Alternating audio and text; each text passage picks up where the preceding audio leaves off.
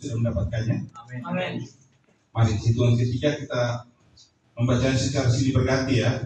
Saya 17, jemaat ayat 18, saya 19, dan kita akhiri bersama-sama di ayat yang ke-20.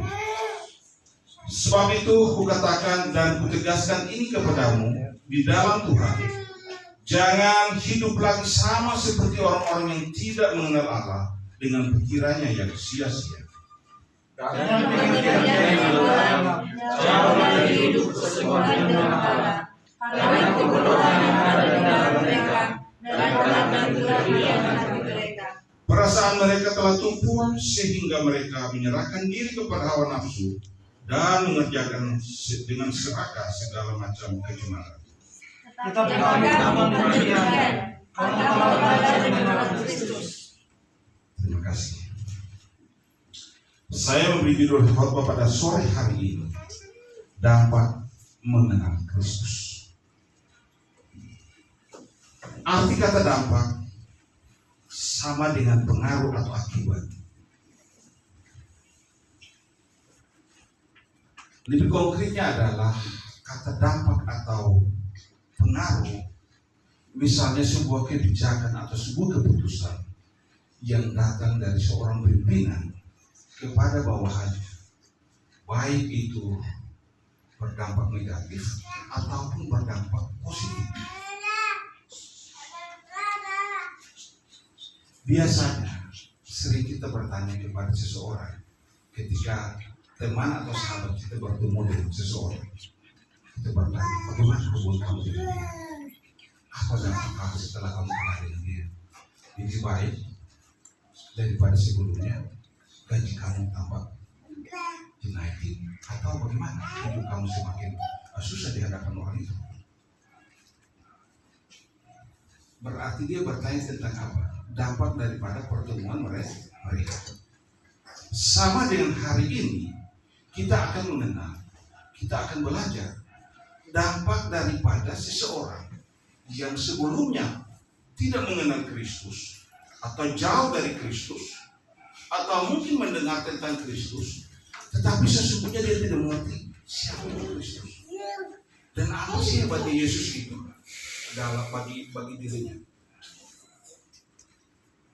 Oleh sebab itu kita akan melihat beberapa hal, 3 bagian dampak daripada seseorang yang mengenal Kristus. Kita melihat di ayat yang ke-17. Seseorang terbaca untuk kita. Efesus 4 ayat 17.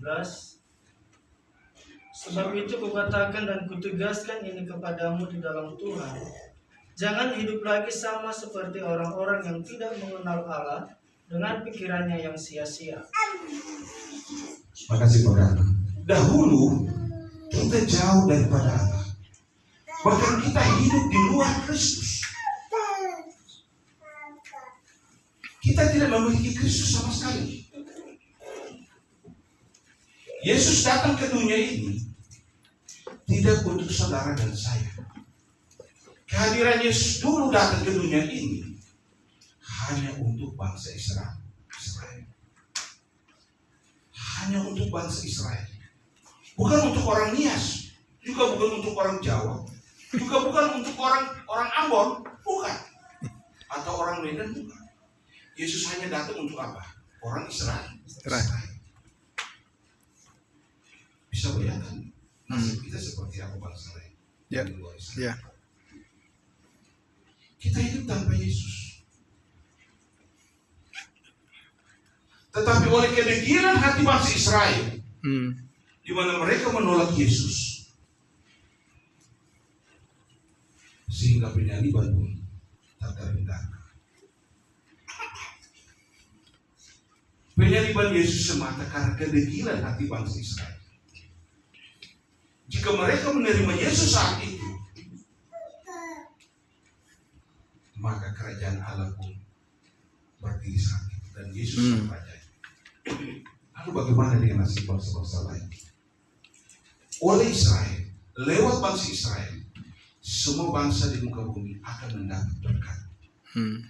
Bangsa Israel lah yang akan mengajarkan bangsa-bangsa lain tentang bagaimana cara hidup berkenan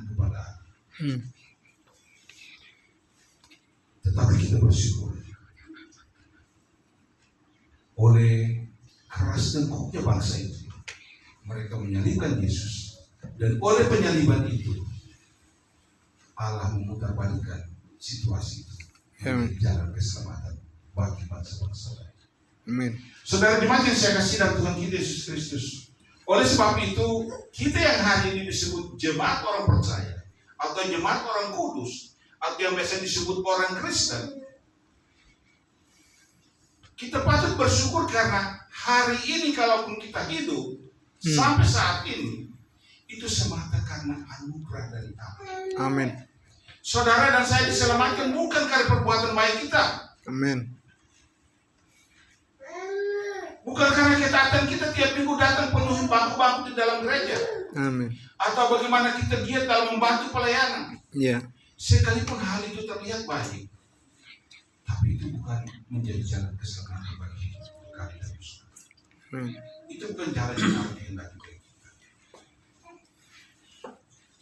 Saudara jemaat yang saya kasih dalam Tuhan kita Yesus Kristus, oleh sebab itu pengenalan akan Kristus akan berdampak ataupun tidak dalam kehidupan setiap orang percaya akan terlihat dari praktis hidupnya dari hari ke hari. Ada dampak enggak? Saya kenal Pak Karmar. Ada dampak enggak? Saya kenal Pak Rus. Dampaknya apa? Hanya ada dua bagian. Ada dua sisi dampaknya. Dampak positif dan dampak negatif. Tentu ketika seseorang berjumpa dengan Yesus, tidak ada dampak negatif dari Yesus kepada dirinya.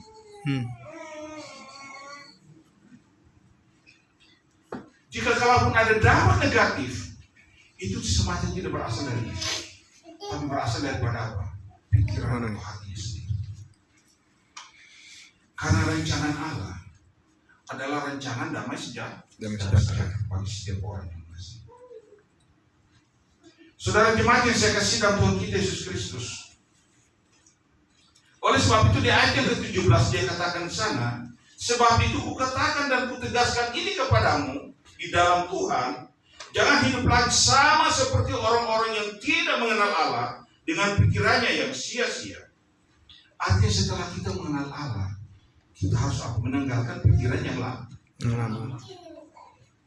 Jangan lagi kita memiliki pikiran-pikiran yang sebelumnya setelah kita mengenal Allah.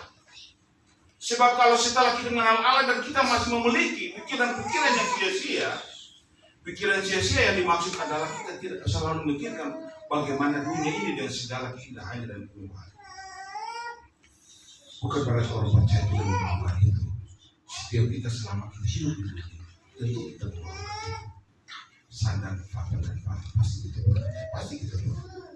Tetapi itu bukan skala prioritas bagi orang percaya. Bagi orang yang sudah mengenal Kristus dan yang sudah membuat keputusan untuk menerima Yesus sebagai jalan satu-satunya keselamatan, maka ketika kita percaya, Allah menuntut ada perubahan sikap kita. Jika seseorang berkata, saya telah lahir baru, tetapi praktis hidupnya, cara berpikir masih seperti yang dulu sebelum dia mengenal Allah, mungkinkah itu menjadi berkat bagi sesama? Dan mungkinkah itu menjadi sukacita bagi Allah? Tentu kita katakan tidak. Saya berkata saya sudah lahir baru kepada teman saya, tapi besok dia lihat saya dalam keadaan mabuk. Oi, percaya Yesus pasti masuk, tapi dalam keadaan mabuk. Dia percaya, dia pasti apa? Mengolok-olok.